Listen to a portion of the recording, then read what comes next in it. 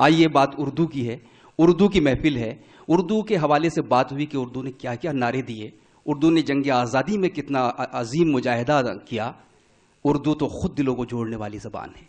एक छोटी सी मिसाल ये देता हूं कि उर्दू में सर 4 अल्फ़ाबेट्स यूज़ होते हैं, 4 अक्षरों से मिलकर, 4 हरूफ से मिलकर बनी है। उर्दू अल्फ़ाबेट्स के हिसाब से अलिफ, रे, दाल, वाव।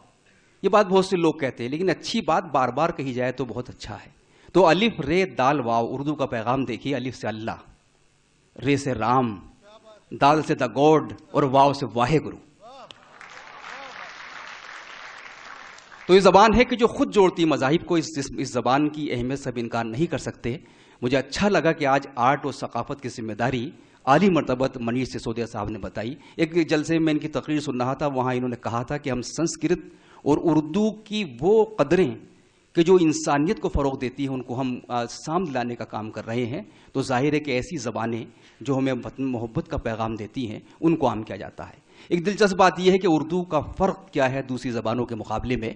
अगर आप अपनी बीवी से किसी वक्त ये कहीं बड़ी खूबसूरत आपको लग रही हो, तो आप उनसे कह दें कि बड़ी किलर लग रही हो, वो बुरा मान जाएगी।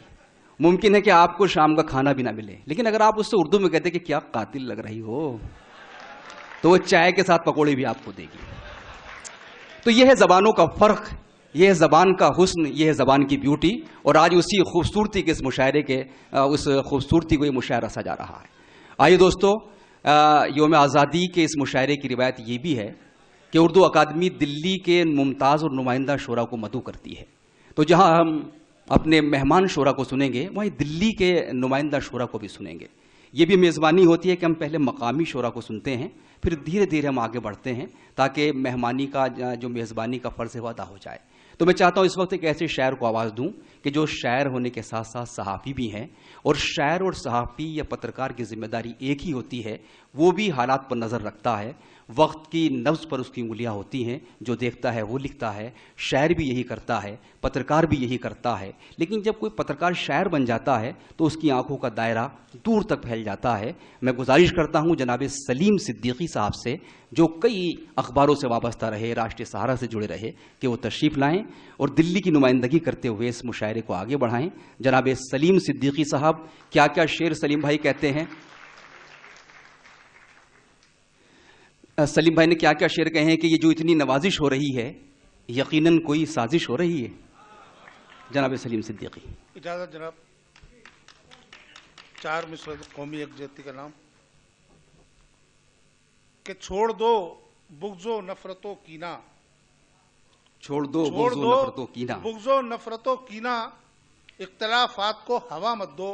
वाह, वक्त है अब भी होश में आओ, अगली नस्लों को ये सदा मत दो। क्या कहने हैं भाई, वक्त है अब छोड़ दो बुग़्ज़ो नफ़रतो कीना, इख्तिलाफ़ात को हवा मत दो। वक्त है अब भी होश में आओ, अगली नस्लों को ये सदा मत दो। और 4 मिसरे और मुलाज़ा फरमाएं, आज मुल्क की सियासत को नजर में रखते हुए कि आज की ओछी सियासत ने किया है ये कमाल। क्या बात है इमरान साहब, कि आज की ओछी सियासत ने किया है ये कमाल, जो सिपा सालार थे कल तक सिपाही हो गए। वाह, क्या जो सिपा सालार थे कल तक सिपाही हो गए।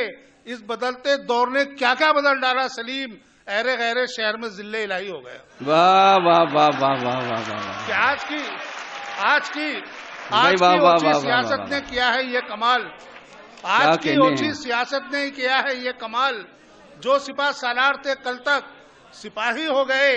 और इस बदलते दौर ने क्या क्या बदल डाला सलीम, ऐरे गैरे शहर में जिले इलाही हो गए। बहुत खूब, ऐरे गैरे शहर में जिले इलाही हो गए। और आज सुबह से टीवी पर एक खबर चल रही है, हामिद अंसारी साहब के ताल्लुक से, आप लोगों ने देखी होगी। 4 मिसरे बिल्कुल ताज़ा मुलाज़ा फरमाए कि दिल में अगर है खौफ चले जाइए कहीं, दिल में अगर है खौफ चले जाइए, दिल में अगर है खौफ चले जाइए कहीं, हमको जो दे रहा है ये उपदेश कौन है। वाह, दिल में अगर है खौफ चले जाइए कहीं, हमको जो दे रहा है ये उपदेश कौन है। ये है वतन हमारा, रहेंगे यहीं पे हम, हमको भगाने वाला ये इंद्रेश कौन है। वाह वाह वाह वाह वाह।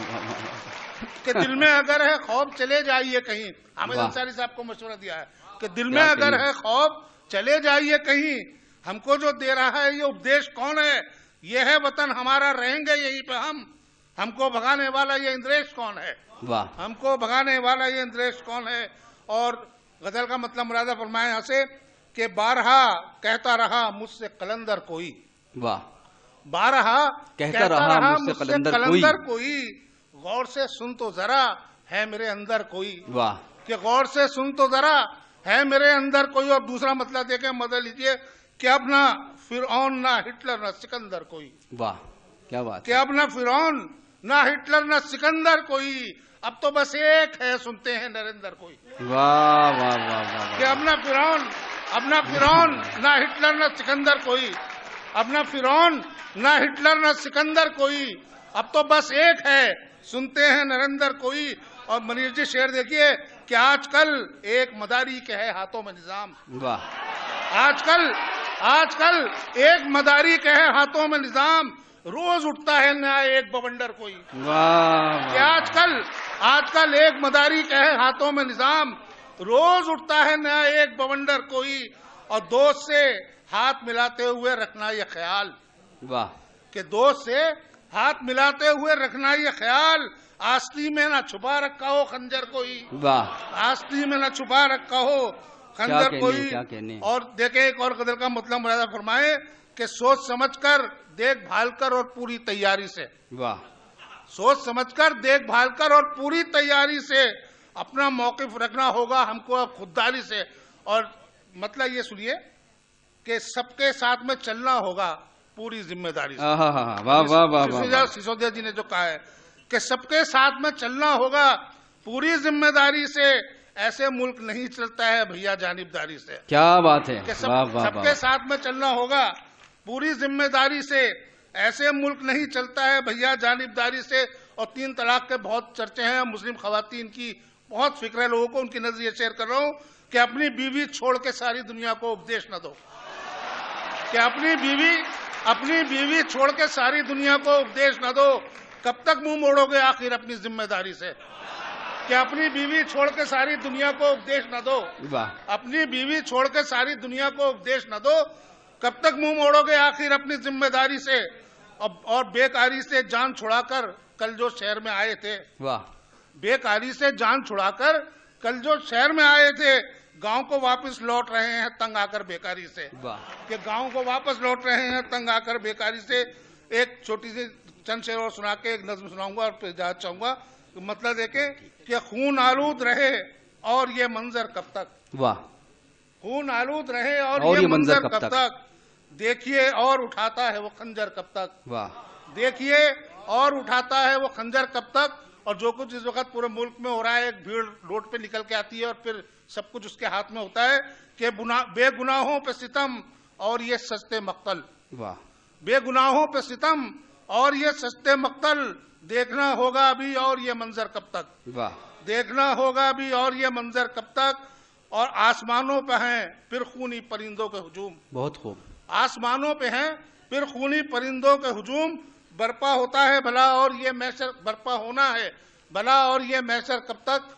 और आपकी इजाजत से एक नज्म बस छोटी सी पढ़ के मैं जाना चाहूंगा जी। नज्म का उन्वान है जर्द आंधी। कि हर तरफ एक शख्स की दहशत है, हर तरफ एक शख्स की दहशत है उसका राज है, हर तरफ एक शख्स की दहशत है उसका राज है, फलसफा भी है अजब उसका अलग अंदाज है, उसकी हर एक बात में शामिल तकब्बुर और गुरूर, उसकी हर एक बात में शामिल तकब्बुर और गुरूर, उसको रहता है हर एक लम्हा हुकूमत का सुरूर, उसको रहता है उसकी हर एक बात में शामिल तकब्बुर और गुरूर, उसको रहता है हर एक लम्हा हुकूमत का सुरूर। वो मदारी की तरह मशहूर मजमा साज है, वो मदारी की तरह मशहूर मजमा साज है, कानों को खलती हुई मकरूह सी आवाज है। और धमकियां देता है अक्सर कि वो मदारी की तरह मशहूर मजमा साज है, कानों को खलती हुई मकरूह सी आवाज है। और धमकियां देता है अक्सर नित नए अंदाज में, धमकियां देता है अक्सर नित नए अंदाज में, चीखता है बेवजह भी खुरदरी आवाज में। धमकियां देता है अक्सर नित नए अंदाज में, चीखता है बेवजह भी खुरदरी आवाज में। रोज ही होता है भाई ये तमाशा देख लो, रोज ही होता है भाई ये तमाशा देख लो, मैं ना कहता था ये तुमसे जर्द आंधी रोक लो। वाह, क्या कहनी, क्या कहनी।